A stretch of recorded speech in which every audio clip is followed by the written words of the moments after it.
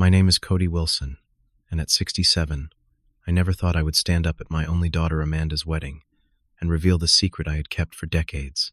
I had built a fortune, but lived modestly, teaching her the value of hard work. But when I overheard her call me a pathetic failure to impress her wealthy father-in-law, something broke inside me. I reached for the envelope in my pocket, containing a recording her mother made before cancer took her. Before I continue, where are you watching from? Like and subscribe if you value family over money. I grew up in a middle-class neighborhood on the south side of Chicago in the 1950s. My father worked at the steel mill, and my mother was a schoolteacher. They taught me the value of every dollar and that nothing in life comes easy. I carried those lessons with me through college, working nights at a local computer store while studying computer science during the day. I met Elizabeth, who everyone called Liz, during my final year of college. She was studying literature and had the most captivating smile I had ever seen. We were both 24 when we got married in a small ceremony with just close family and friends. We rented a tiny one-bedroom apartment and scraped by on our entry-level salaries. Liz worked as an assistant editor at a publishing house while I took a job with a small technology firm. The 1980s was the perfect time to be in computing. I noticed a huge gap in the market for business security software, just as companies were beginning to computerize their operations. I started my own software security company out of our apartment's spare bedroom in 1984. Those early years were brutal. 16-hour days, constant rejection, and many nights where Liz and I wondered if we should give up the dream and go back to stable jobs. Then, in 1986, everything changed. A major banking corporation picked up our security software, followed by 3 insurance companies. By 1990, my company had 40 employees and was valued at over $5 million. By 1995, we had offices in 3 cities and were worth over $30 million. Liz and I had waited to have children until we felt financially secure. Amanda was born in 1989 when we were both 39 years old. She was our miracle, our everything. Liz reduced her work hours to spend time with Amanda, and I tried my best to be home for dinner despite the demands of the growing company. When Amanda was 8, our world shattered. Liz was diagnosed with aggressive breast cancer. The doctors gave her 2 years at most. Always thinking ahead, Liz began making video recordings for Amanda's future milestones. She recorded messages for Amanda's high school graduation, her college graduation, her wedding day, and even for the birth of her first child. Each one was sealed in an envelope with strict instructions on when they should be played. I remember holding the camera with shaking hands as Liz, looking so frail in her hospital bed but with eyes full of love, recorded these messages. She wanted Amanda to feel her presence during those important moments, even if she couldn't physically be there. It broke my heart, but it was so typically Liz to think of others, even when facing her own mortality. After Liz passed away, I made a decision that would shape the next 2 decades of our lives. Despite having accumulated significant wealth, I chose to live modestly. We moved to a comfortable but ordinary suburban home in a good school district. I drove sensible cars and avoided flashy displays of wealth. My reasoning was simple. I wanted Amanda to grow up with the same values Liz and I had. I wanted her to understand the importance of hard work, integrity, and judging people by their character rather than their bank accounts. Behind the scenes, I continued to grow our wealth, investing in real estate throughout the country. I purchased apartment buildings in developing areas of major cities, office complexes in business districts, and even some commercial properties that generated steady income. Amanda's childhood was happy, despite the absence of her mother. I did my best to be both father and mother, attending every school play, helping with homework, and having difficult conversations about growing up. I kept Liz alive through stories and the occasional viewing of home videos on special occasions. As Amanda entered her teen years, I noticed her beginning to pay more attention to material things. She became increasingly aware that some of her classmates had bigger houses, newer cars, and took exotic vacations. I explained that we had enough for what we needed, and that happiness came from relationships and meaningful work, not possessions. She seemed to accept this explanation, though not always enthusiastically. When it came time for college, I paid for Amanda to attend an elite private university. It was expensive, but education was one area where I never hesitated to spend. She studied business management and thrived in the academic environment. I was incredibly proud of her achievements and her growing independence. During her junior year, Amanda met Jackson Preston. He came from one of those East Coast families with old money and connections dating back generations. The Prestons owned shipping companies, real estate, and had their name on buildings at several prestigious universities. From the moment Amanda brought Jackson home during spring break, I could sense a shift in our relationship. Jackson was polite enough, but there was an undercurrent of judgment in the way he looked around our modest home. When Amanda gave him the tour, I overheard her saying things like, "It's not much, but it's home," as if apologizing for our living situation. Later that evening, I heard her on the phone with Jackson after he had left, saying she couldn't wait until graduation so she could escape to civilization. The Prestons invited Amanda to their summer home in the Hamptons that year. When she returned, she was different. She spoke about their multiple homes, their art collection, their connections to famous people. The way Amanda described Walter and Diane Preston, Jackson's parents, made it clear she admired their lifestyle and status. After graduation, Amanda moved directly into Jackson's luxury apartment in the city. Our communications became less frequent. She was busy with her new job at a marketing firm where, coincidentally, Walter Preston knew the CEO. I tried to maintain our connection, inviting her for dinners, offering to visit her in the city, but she always seemed to have conflicting plans. For 2 years, I watched our relationship drift further apart. Then came the announcement. Amanda and Jackson were engaged. She called to tell me, her voice excited but distant, as if informing a casual acquaintance rather than her father. I congratulated her and asked when I could meet with them to discuss wedding plans. Her response was telling, "Oh, Jackson's parents are handling most of that. They know everyone and have connections for the best venues and vendors." I swallowed my hurt and told her I was happy for her. As I hung up the phone, I looked at the photo of Liz on my desk and wondered what she would think of our daughter now. The months leading up to the wedding were a series of subtle and not so subtle exclusions. Amanda and the Prestons had taken complete control of the wedding planning, with my role reduced to that of a mere guest rather than the father of the bride. When I called Amanda to offer financial assistance, her response was politely dismissive. "Thanks, Dad, but Walter and Diane insist on handling everything. They want to give us their dream wedding as a gift." The way she said dream wedding made it clear that anything I could provide would fall short of the Preston standards. My first meeting with Walter Preston confirmed my suspicions about how they viewed me.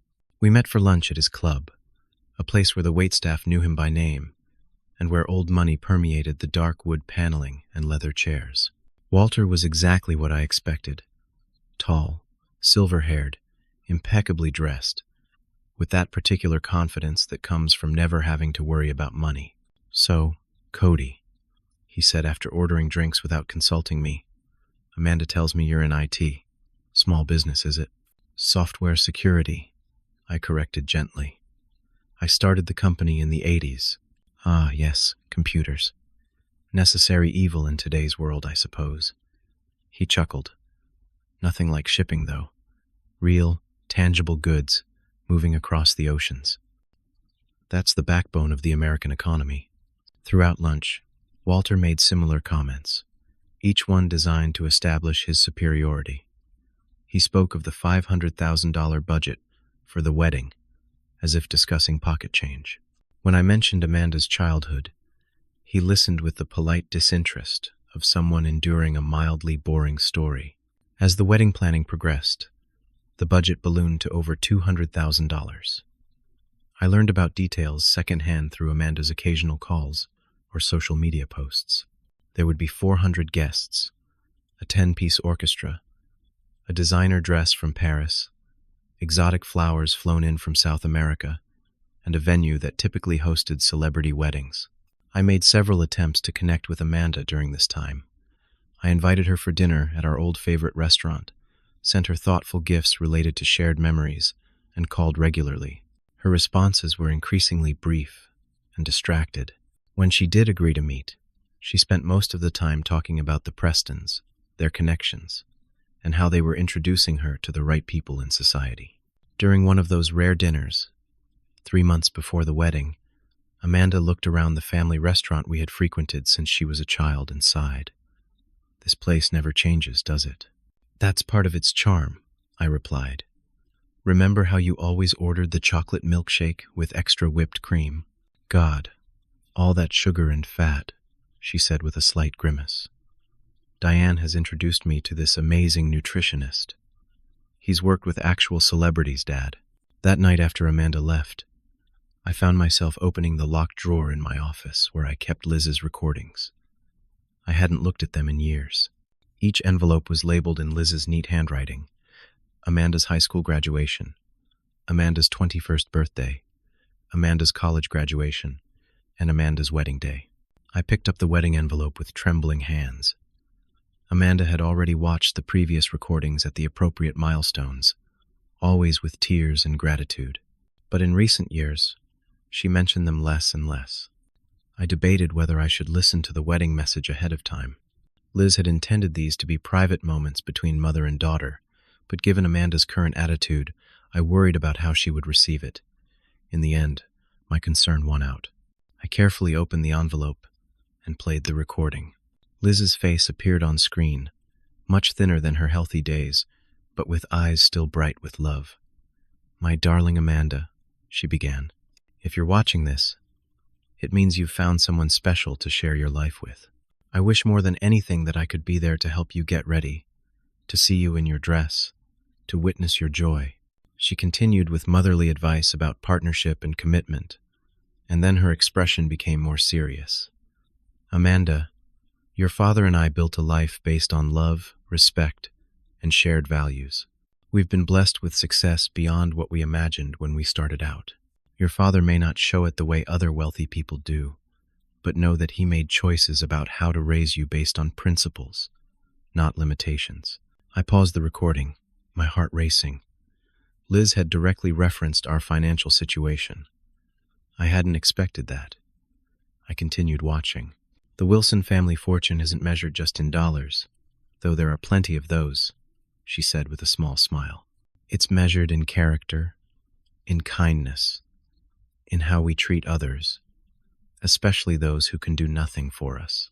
I hope whoever you're marrying values these same things, and I hope you've remembered what truly matters in life." The recording ended, with Liz blowing a kiss to the camera.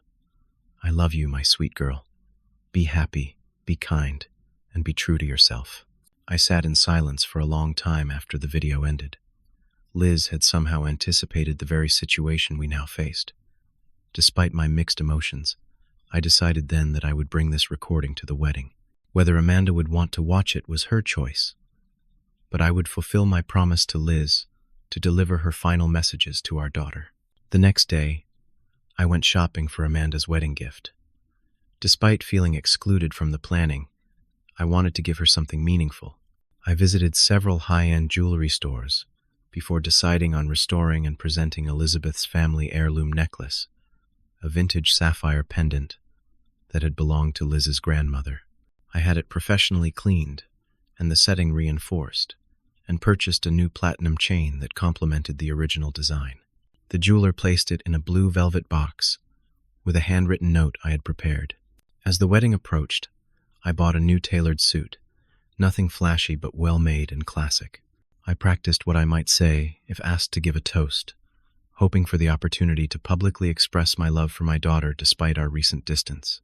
2 weeks before the wedding, I received the final wedding schedule and was stunned to discover I wasn't listed to give a toast or play any significant role other than walking Amanda down the aisle. Even that traditional father's role seemed in question, as Amanda had hinted that Walter might join us. When I called to ask about the toast, Amanda sounded uncomfortable. "We have a lot of important people speaking, Dad. Jackson's father, his best man, my maid of honor. We just have to be mindful of time." "I see," I said, trying to hide my hurt. And about walking you down the aisle? Actually, she hesitated. Walter has been like a second father to me these past couple years. I was thinking maybe both of you could do it. I swallowed hard. Whatever would make your day special, Amanda. When I hung up, I realized just how much I had lost my daughter to the allure of wealth and status. The question was whether there was anything I could do to help her remember the values she was raised with, or if it was too late. The morning of Amanda's wedding arrived with perfect weather, as if even the elements had been arranged by the Prestons' connections. I drove my 5-year-old sedan to the exclusive oceanfront estate that served as the venue, a property that typically hosted celebrities and politicians. As I approached the ornate gate, I could see a line of luxury vehicles being handled by valets in crisp uniforms. When my turn came, the valet's smile faltered slightly as he assessed my car. "Guest of the bride or groom?" he asked, his tone suggesting I must be a distant relation, or perhaps staff. "Father of the bride," I replied quietly. His eyes widened in surprise before he composed himself. "Of course, sir. Please proceed to the main entrance." The ceremony was set to take place in the estate's manicured gardens, with white chairs arranged in perfect rows facing an elaborate floral arch. I was directed to my seat by an efficient wedding coordinator who consulted her clipboard before leading me not to the front row as I had expected, but to a seat in the back row of the bride's side. "There must be some mistake," I said. "I'm Amanda Wilson's father." The coordinator looked flustered. "I'm just following the seating chart, sir. Perhaps Miss Wilson has a special entrance planned for you?" I took my assigned seat, watching as the front rows filled with people I didn't recognize, expensive suits, designer dresses, and jewelry that caught the sunlight. The Preston family occupied the entire first 2 rows on the groom's side, a unified display of wealth and connection. The string quartet began playing, signaling the start of the ceremony. Jackson entered with his groomsmen, followed by the bridesmaids in perfectly coordinated gowns. Then the music changed to the traditional wedding march, and everyone stood. Amanda appeared at the far end of the aisle, looking breathtakingly beautiful in her couture gown. Beside her stood Walter Preston, his arm linked with hers. My heart sank as I realized I had been completely replaced, not even given the courtesy of a conversation about the change in plans. From my position at the back, I watched as Walter walked my daughter down the aisle, both of them smiling for the professional photographers. Not once did Amanda scan the crowd to find my face. It was as if I were just another guest, not the man who had raised her alone after her mother died, who had kissed, scraped knees, and stayed up helping with science projects, and driven 8 hours to surprise her for her birthday during her freshman year of college. Throughout the ceremony, there was no mention of me, no acknowledgement of my role in Amanda's life. The officiant spoke of Amanda as daughter of the late Elizabeth Wilson, but my name never crossed his lips. When it came time to answer who gives this woman in marriage, Walter responded confidently, "Her mother in heaven and her family on earth." After the vows and ring exchange, after the pronouncement and the kiss, the newlyweds processed back down the aisle. As Amanda passed my row, our eyes met briefly. She gave me a quick smile, the kind reserved for acquaintances, before returning her attention to the guests she deemed more important. The cocktail hour was held on the estate's stone terrace, overlooking the ocean. Servers circulated with trays of champagne and gourmet hors d'oeuvre, while the string quartet played softly in the background. I stood alone near the stone balustrade, watching the waves and nursing a single glass of champagne. Cody Wilson, is that you?" I turned to see Richard Barnes, an old friend who had known Liz and me in our early days. "Richard, good to see you," I said, genuinely pleased to find a familiar face. "I've been looking for you," he said. "Thought you'd be with the family, but couldn't find you there." He lowered his voice. "Everything okay with you and Amanda?" "Seems a bit strange. The seating arrangement and all." "It's complicated," I replied, not wanting to speak ill of my daughter on her wedding day. Richard nodded, understanding in his eyes. "Liz would be heartbroken to see this," he said quietly. "Liz would want Amanda to be happy," I countered, though the words felt hollow even to me. As the cocktail hour continued, I overheard snippets of conversation from nearby guests, most of whom were strangers to me. "Which side is the real father on?" "I heard he's here somewhere." "I think that's him, by the balustrade. The one in the navy suit." "Why isn't he with the family?" "I heard they're estranged. Something about him disapproving of Jackson." "No. I heard he's broke and the Prestons are embarrassed by him." Each comment stung, but I maintained my composure, sipping champagne and pretending not to hear. When we were finally directed to the reception tent for dinner, I discovered my seat assignment at a table far from the main wedding party. I was placed with distant acquaintances of the Prestons, people who seemed as confused by my presence at their table as I was. "And how do you know the happy couple?" asked an elegantly dressed older woman to my left. "I'm Amanda's father," I replied. Her perfectly manicured eyebrows rose in surprise. "Oh, I assumed you'd be at the family table. How interesting." Throughout the meal, I watched as Amanda and Jackson made their rounds, stopping at each table to greet guests. They moved in a predictable pattern from the most prominent guests inward. As the minutes ticked by, I began to wonder if they would reach our table at all before the dancing began. When they were at the table next to ours, I excused myself and approached Amanda directly. "You look beautiful, sweetheart," I said, moving in for a hug. Amanda allowed a brief embrace before stepping back. "Thanks for coming, Dad," she said, her tone suggesting I had traveled from another state rather than 30 minutes down the road. Before I could say more, Diane Preston appeared at Amanda's elbow. "Darling, the Havershams are asking for you. They're about to leave for their flight to Geneva." Amanda's face lit up. "Oh, I must say goodbye. Dad, enjoy the rest of the evening," she said, already turning away toward guests she clearly valued more highly. I retreated to my table, where my dinner sat cooling and untouched. The conversation flowed around me as the other guests discussed vacation homes and boarding schools, subjects as foreign to me as they would have been to the Amanda I had raised. As the evening progressed and my isolation became increasingly unbearable, I considered leaving early. No one would notice. Certainly not Amanda, who had barely acknowledged my presence. But then I remembered the envelope in my jacket pocket, the recording from Liz that was meant for today. I had promised her I would deliver all her messages to Amanda, and I wouldn't break that promise, no matter how much our daughter had changed. "I promised you, Liz," I whispered to myself, touching the envelope through the fabric of my jacket. For better or worse, I promised. With renewed resolve, I decided to stay.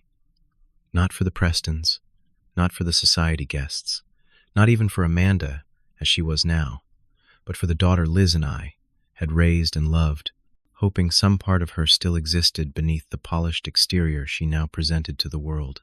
As the main course was cleared and preparations for dessert began, I needed some air. The constant pretense of enjoying myself while being treated as an afterthought had become suffocating.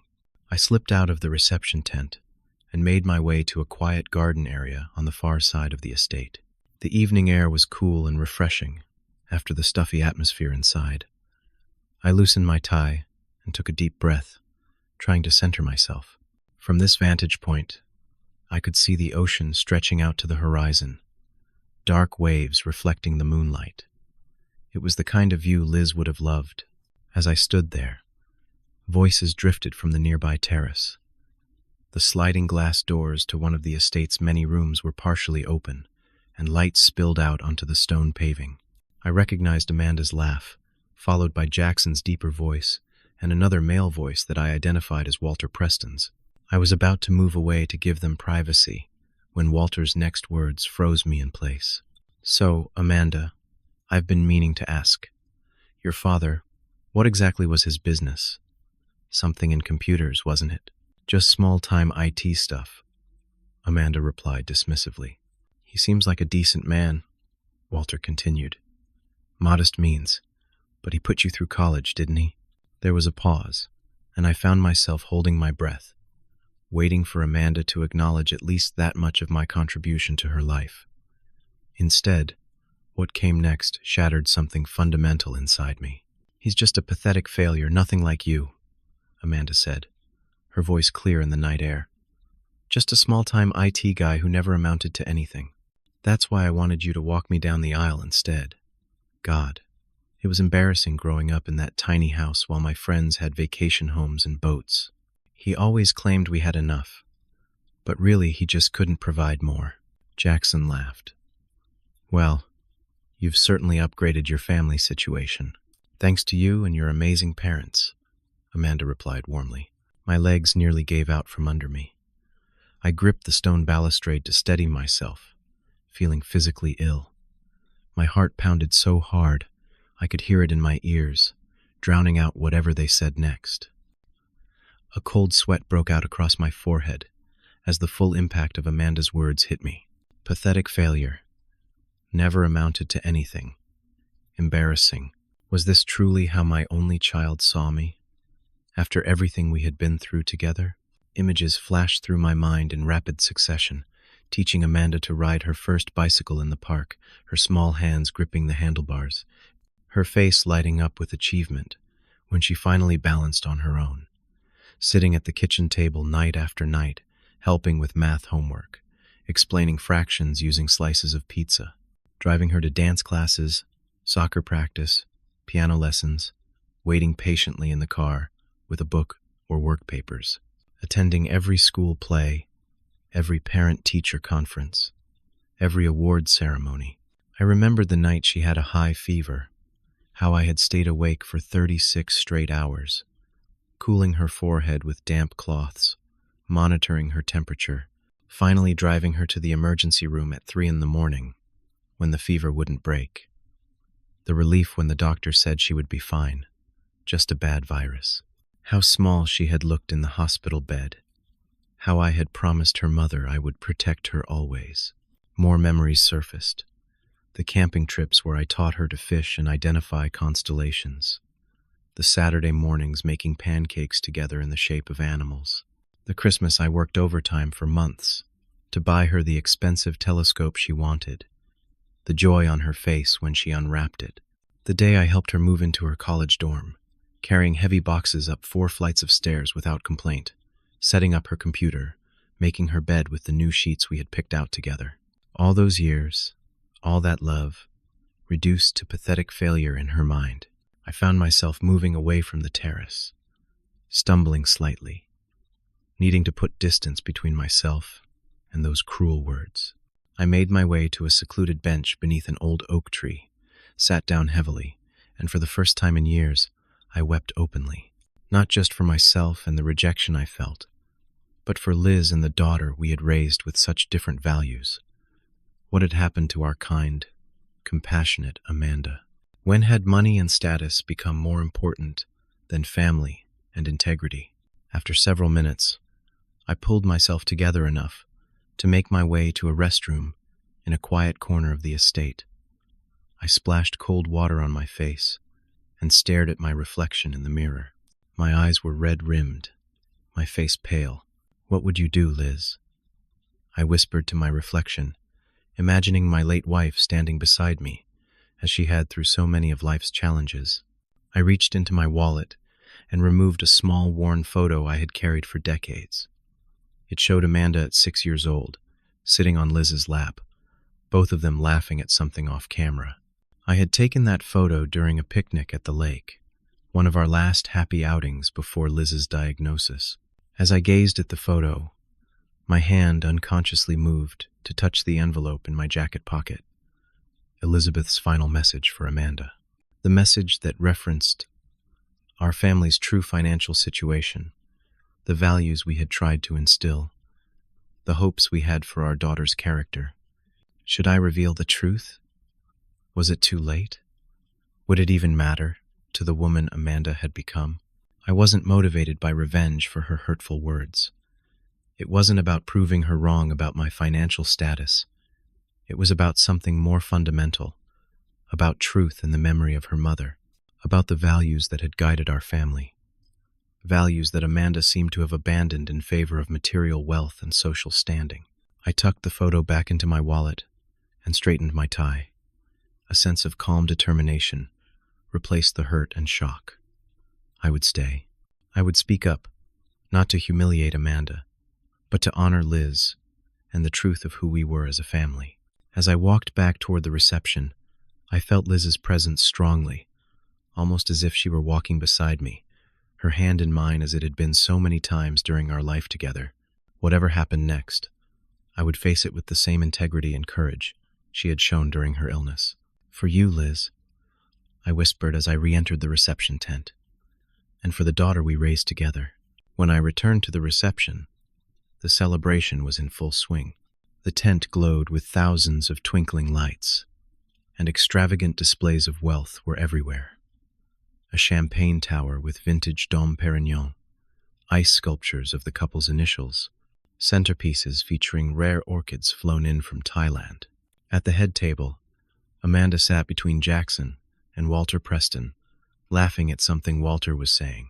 She looked completely at home in this world of excessive luxury, as if she had been born to it rather than raised with the modest values Liz and I had taught her.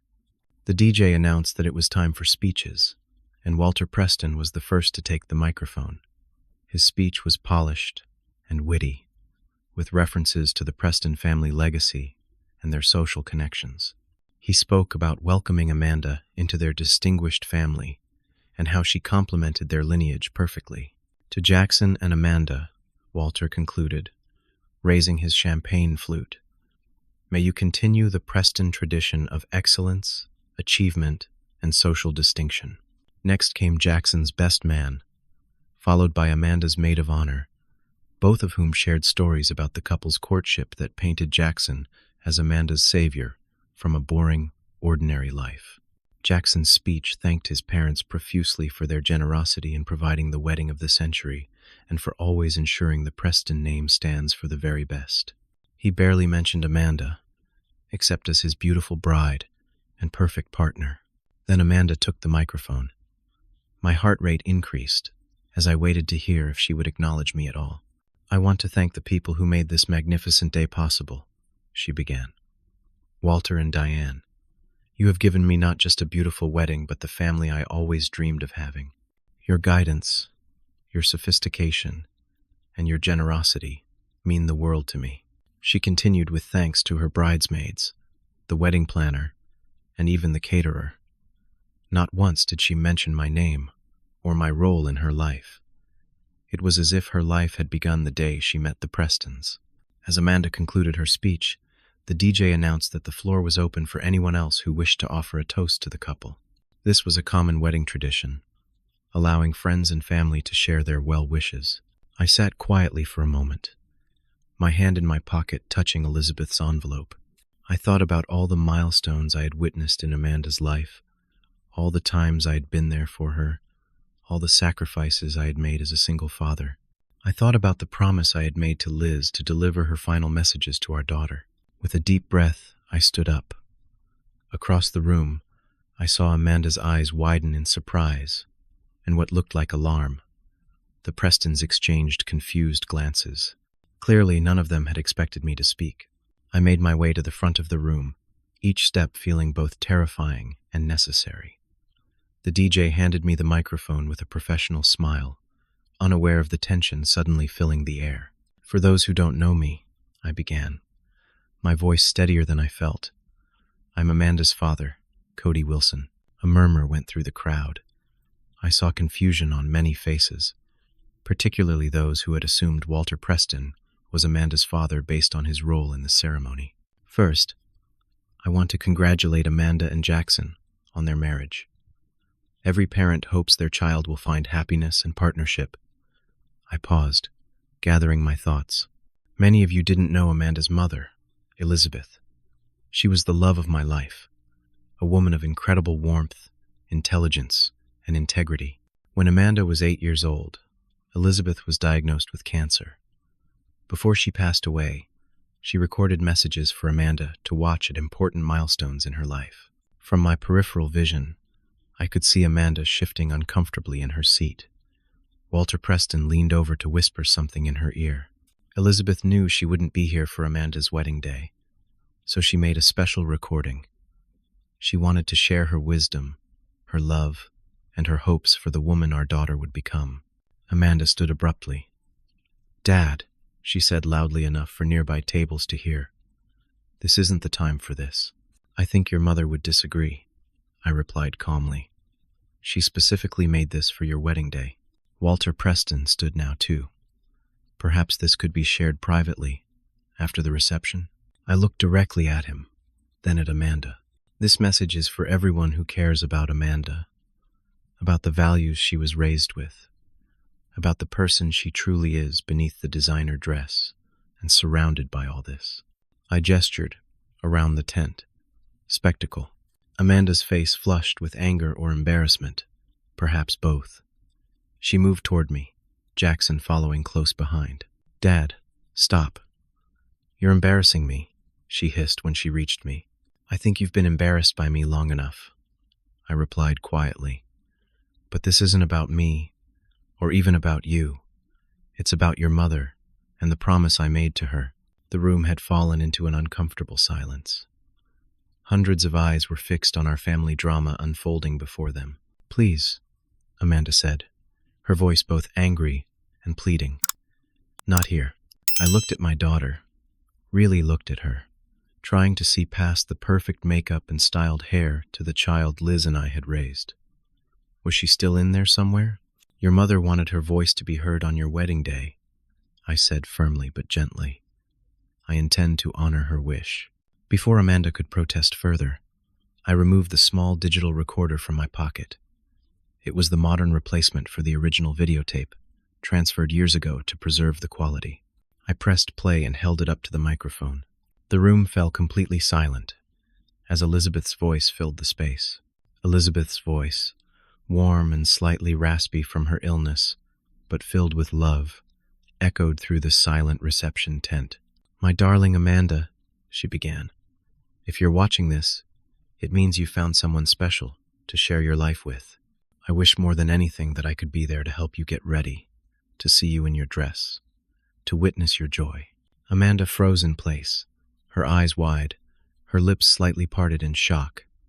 The color drained from her face as she heard her mother's voice, perhaps for the first time in years. "Marriage is a beautiful journey, but also a challenging one," Elizabeth continued. "Choose kindness over being right. Choose partnership over power. Choose laughter over pride. These are the secrets your father and I discovered together." I saw tears forming in Amanda's eyes, her careful makeup beginning to smudge. Jackson stood beside her, looking uncomfortable and out of place in this deeply personal moment. "Amanda, your father and I built a life based on love, respect, and shared values. We've been blessed with success beyond what we imagined when we started out. Your father may not show it the way other wealthy people do, but know that he made choices about how to raise you based on principles, not limitations." At this, Walter and Diane Preston exchanged confused glances. Several guests leaned forward in their seats. "The Wilson family fortune isn't measured just in dollars, though there are plenty of those," Elizabeth said with a small chuckle. "It's measured in character, in kindness, in how we treat others, especially those who can do nothing for us. I hope whoever you're marrying values these same things, and I hope you've remembered what truly matters in life." Amanda's tears were flowing freely now, streaking her makeup. She made no move to stop the recording. "Your father built a remarkable business through intelligence, integrity, and hard work. He could have given you anything money could buy, but instead, he gave you something more valuable. He taught you that who you are matters more than what you own." Whispers began to circulate among the guests. Walter Preston's expression had shifted from confusion to calculation. "I won't be there to see the woman you've become, but I know your father has done everything possible to raise you with our shared values. Trust him, Amanda. He's the most remarkable man I've ever known, and his love for you is boundless." Elizabeth's voice cracked slightly with emotion. "I love you, my sweet girl. Be happy, be kind, and be true to yourself. And please, never forget where you came from, and the values that make the Wilson name something to be proud of." The recording ended. For several seconds, The entire room remained in stunned silence. Then the whispers began again, louder this time.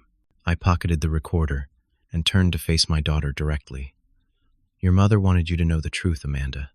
The truth about our family, about our values, and yes, about our finances. What do you mean? She asked, her voice barely audible. I built Digital Fortress Security from nothing in the 1980s. I sold it for $56 million in 2005. Since then, I've quadrupled that through real estate investments and venture capital. I paused, letting this sink in. I'm worth over $200 million, Amanda. Gasps echoed through the tent. Walter Preston's mouth literally dropped open.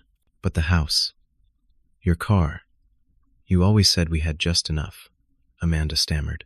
We had more than enough. I chose to raise you with values instead of luxury. I wanted you to understand that worth comes from character, not possessions. That's what your mother and I believed. Jackson stepped forward. Mr. Wilson, are you saying that you're actually wealthier than your family? Yes, I replied simply, though I never saw that as something to brag about or use to measure a person's value. Amanda was shaking now. Why didn't you tell me? She demanded, a mixture of emotions playing across her face. I did tell you, in the ways that mattered. I told you, through the life we lived, through the values I tried to teach you. I wanted you to love me for being your father, not your bank account. Walter Preston approached, his demeanor completely transformed. Cody, perhaps we should discuss this privately. It seems there's been a misunderstanding about your situation. No misunderstanding, I replied coolly. I've been very clear about who I am and what matters to me. It's others who made assumptions based on appearances. I turned back to Amanda. I brought something else for you today. I removed the blue velvet box from my pocket and opened it to reveal Elizabeth's sapphire necklace, now restored to its original beauty. This belonged to your mother and to her grandmother before her. Elizabeth wanted you to have it on your wedding day. Amanda reached for the necklace with trembling fingers. Mom's sapphire, she whispered. I remember her wearing this. She loved it because it had history, because it connected her to family who came before, not because of its monetary value, though I should mention it's been appraised at $70,000. Amanda looked up sharply at the figure, then back at the necklace, seeing it with new eyes. I closed the box and placed it in her hands. I'm not disappointed that you want nice things, Amanda. I'm disappointed that you were willing to deny who you are, where you came from, and the people who loved you in order to obtain them. With those words, I stepped away from the microphone. The room remained in stunned silence as I walked calmly toward the exit. I could hear the buzz of conversation erupting behind me, but I didn't look back. As I reached the door, I heard rapid footsteps behind me. Dad, wait. I turned to see Amanda rushing after me, still in her wedding gown, makeup streaked by tears. Please don't leave, she said, catching up to me. I think it's best if I do, I replied quietly. This is your wedding day, and it should be happy. We can talk tomorrow, when things are calmer, but I need to explain. I need to apologize, she insisted, reaching for my arm. I gently removed her hand. Not now, Amanda. Take some time to think about what happened here today, about who you are and who you want to be, about what your mother would think of the choices you've made. Her face crumpled at the mention of her mother. I'm so sorry, she whispered. I know, I said, but right now, you have guests waiting and a reception to finish. We'll talk soon, I promise. With that, I walked out into the night, leaving behind the extravagance of the Preston wedding. As I drove home in my modest sedan, I felt emotionally drained but somehow lighter, as if a weight I had carried for years had finally been lifted. The secret was out, for better or worse, and now we would all have to deal with the consequences. When I arrived home, I poured myself a small glass of the scotch I reserved for special occasions and went out to the back porch. Looking up at the stars, I raised my glass in a silent toast to Elizabeth. I did it, Liz, I whispered. For better or worse, I kept my promise. The days following the wedding passed in a blur of phone calls and messages. Old friends who had attended the wedding reached out to offer support. Richard Barnes visited personally, bringing coffee and donuts like we used to share in the early days of my company. "That took guts," he said, sitting across from me at my kitchen table. "How are you feeling?" Like I did the right thing, but still questioning if there was a better way, I admitted. The first message from Amanda came the morning after the wedding, a text that simply read, "I can't believe you embarrassed me like that on my wedding day. You've ruined everything." I didn't respond. Some conversations needed to happen face to face, and I knew Amanda needed time to process everything that had happened. 3 days passed with no further communication from her. I used the time to reflect on my own actions, wondering if I had made the right choice. Had I revealed the truth for Elizabeth, for Amanda, or for myself? Perhaps it was a mixture of all three. On the 4th day after the wedding, as I was working in the garden Liz had loved so much, I heard a car pull into the driveway. Looking up, I saw Amanda's luxury SUV, a gift from the Prestons. She sat in the driver's seat for several long moments before finally getting out and walking slowly toward me. She looked different than she had at the wedding. Her hair was pulled back in a simple ponytail, her face free of makeup, dressed in jeans and a sweater rather than designer clothes. She looked more like the daughter I remembered. "Hi, Dad," she said quietly, stopping a few feet away. "Amanda," I nodded, setting down my gardening tools. "Would you like some lemonade? I just made some fresh." "That sounds nice," she replied, following me into the kitchen. We sat at the same table where we had shared countless meals over the years. For several minutes, neither of us spoke, just sipped our lemonade and avoided each other's eyes. Finally, Amanda broke the silence. "I was so angry with you," she began. "I thought you had deliberately ruined the most important day of my life, just to humiliate me." "That wasn't my intention," I said gently. "I know that now." She traced the condensation on her glass with one finger. "After you left, everything fell apart. The Prestons suddenly wanted to know all about you, about our family. Jackson kept asking if I knew about your money all along and had been hiding it from him. Everyone was whispering." I waited, giving her space to continue. "We canceled our honeymoon," she admitted. Everything felt wrong. All those people who had barely acknowledged me before were suddenly so interested in being my friend. "Walter offered you a business partnership before the night was over. It was like a switch had been flipped, and suddenly the Wilsons were worthy of Preston attention." "And how did that make you feel?" I asked. Her eyes filled with tears. Awful, confused, ashamed. She looked up at me directly. "I heard what I said about you. On the terrace. You were there, weren't you?" I nodded slowly. "I was." "God, Dad, I'm so sorry." The tears spilled over now. "I don't even know why I said those things. I don't believe them. I've never believed them." "Then why say them?" I pressed gently. Amanda wiped her eyes. "Because I wanted to belong to their world. I felt like I had to reject my past to be accepted into their future. The more I embedded myself with the Prestons, the more I felt I needed to distance myself from where I came from." She shook her head. "It sounds so stupid saying it out loud." "Not stupid," I corrected. "Human. We all want to belong." Amanda took a deep breath. "Can I ask you something? Why did you keep your wealth a secret from me? All those years?" It was a fair question, one I had anticipated. When your mother died, I had to make decisions about how to raise you alone. I could have given you everything. Money could buy a mansion, luxury cars, designer clothes, exotic vacations. But Liz and I had already decided that wasn't the kind of life we wanted for you. I took a sip of lemonade, organizing my thoughts. I wanted you to value people for who they are, not what they own. I wanted you to work hard and earn your achievements. I wanted you to understand that happiness doesn't come from possessions. So you pretended to be of modest means? There was no accusation in her voice, just curiosity. I never pretended anything. I corrected. I lived according to my values. I just didn't flash my bank statements around. Remember when you were 12 and wanted those $400 shoes because Melissa Harper had them? Amanda smiled slightly at the memory. You said we couldn't afford them. No, I said they weren't worth $400, and that money could be better spent elsewhere. That was true. We donated that same amount to the Cancer Research Foundation instead, remember? She nodded slowly. I had forgotten that. I reached across the table and took her hand. Amanda, I never lied to you about who I am, or what matters to me. I just didn't think net worth was relevant to those questions. We talked for hours that afternoon, really talked in a way we hadn't in years.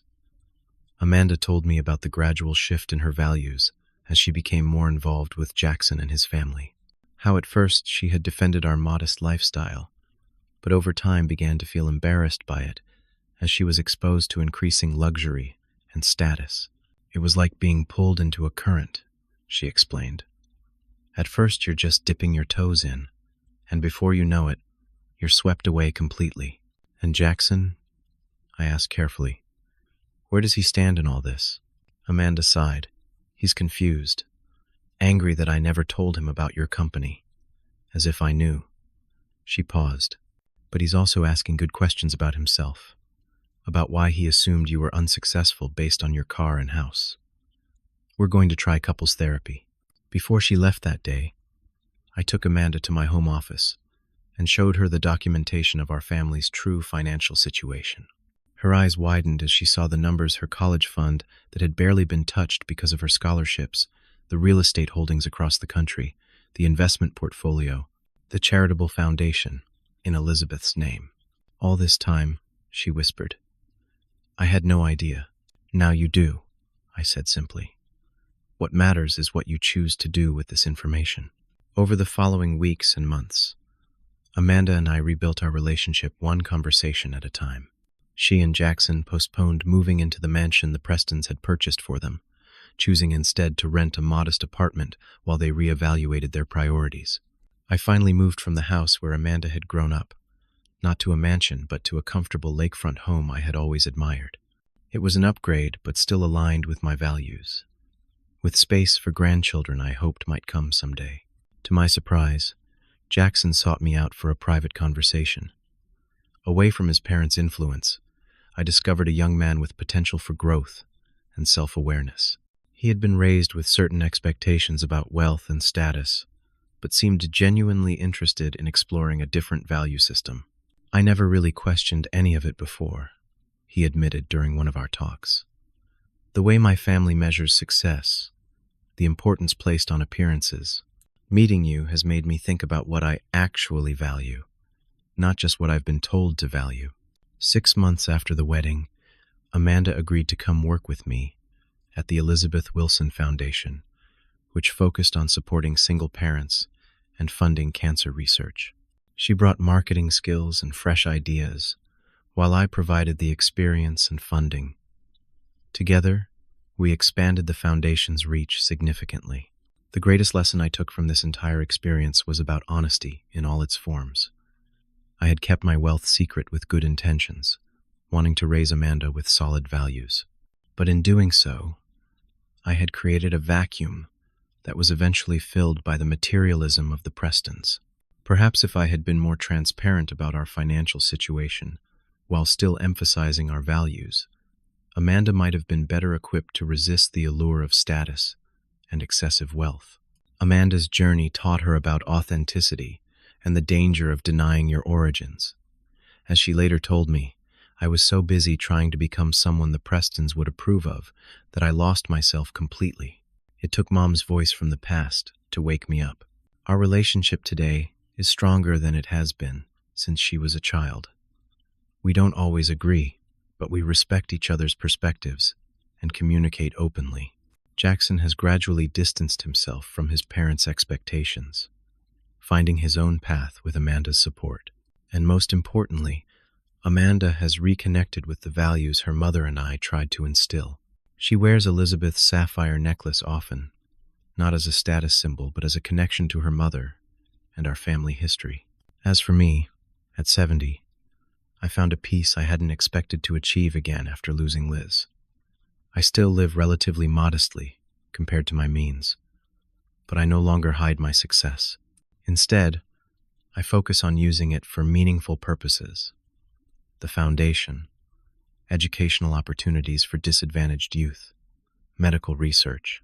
Looking back, I wonder what Elizabeth would think of how everything unfolded. I like to believe she would be proud of how Amanda found her way back to what truly matters, even if the journey took some difficult turns. I often think about what I would do differently if I could go back. Would I have revealed our financial situation earlier? Would I have confronted Amanda about her changing values before they led to that painful wedding day? There are no simple answers, only the knowledge that we all did the best we could with the understanding we had at the time. The most valuable things in life aren't the ones that come with price tags. They're the relationships we nurture, the integrity we maintain, and the love we share. Amanda understands that now, not just as a lesson taught, but as a truth lived. What about you? Have you ever had to make a difficult decision to help someone you love remember their true values? Would you have handled the situation differently? Share your thoughts in the comments below. And if this story touched you, please like, subscribe, and share it with someone who might need this reminder about what truly matters in life.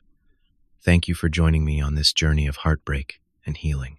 Until next time, remember that our greatest wealth lies in the lives we touch and the love we share.